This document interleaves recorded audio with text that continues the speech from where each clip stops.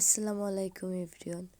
এটা আজকে আবার মনে হচ্ছে ছোটোবেলায় ফিরে গেলাম। ছোটোবেলার মতো শীতের দিনে রোদে বসে যেভাবে ভাত মেখে খেতাম, পেঁয়াজ, কাঁচামরিচ, ধনেপাতা সব কিছু দিয়ে লবণ দিয়ে মেখে এই ভাত খাওয়ার মজাটাই অন্যরকম।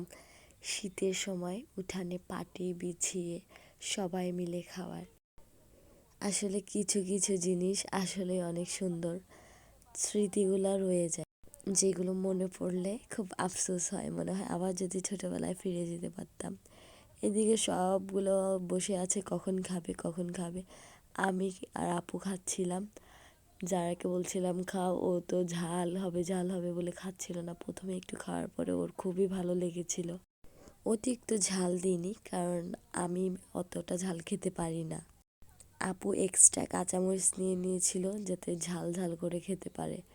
এদিকে ইয়াসিনকে খেতে বলছি, ও খাবে না, ওর নাকি ঝাল লাগ। খুব মজা করে খেয়েছি।